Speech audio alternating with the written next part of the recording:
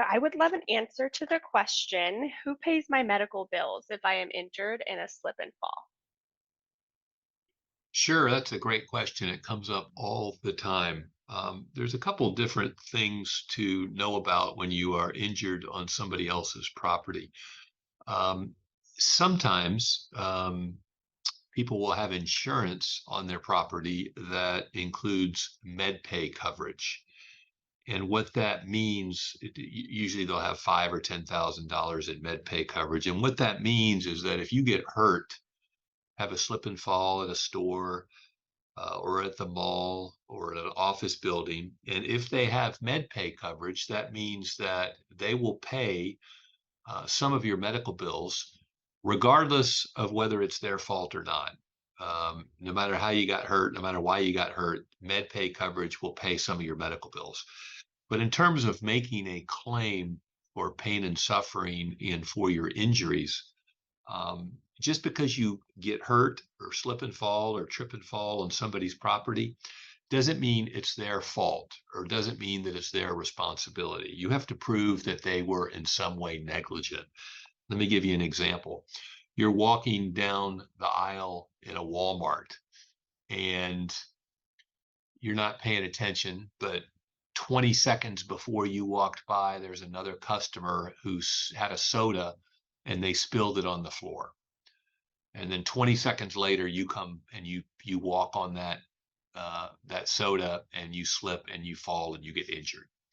Well, in that case, it's most likely that Walmart would not be responsible because they didn't cause the condition and they didn't have any opportunity to clean it up. Um, on the other hand, if the spill of the liquid had happened minutes before or had been there for a significant amount of time, you might see dirt tracks on it where other people stepped on it, or you might see shopping cart tracks having rolled through it. Or it may otherwise be obvious that it has been there for a significant amount of time. Then that means that Walmart would have had the chance to clean it up and would have had the chance to prevent you from slipping and falling. And therefore, you would have a legitimate claim. There are also cases where there are that I've had where there are substances on the floor that might have been created by the store's own employees.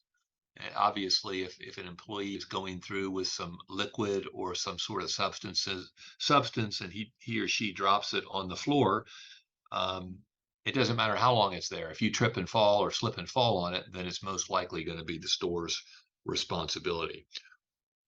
It's very, very important that you get an experienced personal injury attorney when you're injured on somebody else's property because there are certain things that need to be done. There's an investigation that needs to be done, photographs need to be gathered, witnesses who might have seen what happened need to be talked to so that you can preserve your claim.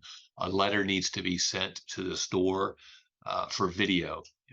I'm sure most of you know that many stores have video cameras that look down the aisles or that cover a large portion of the store and that might show exactly what happened, exactly who spilled or dropped something onto the floor, and exactly how long it's been there.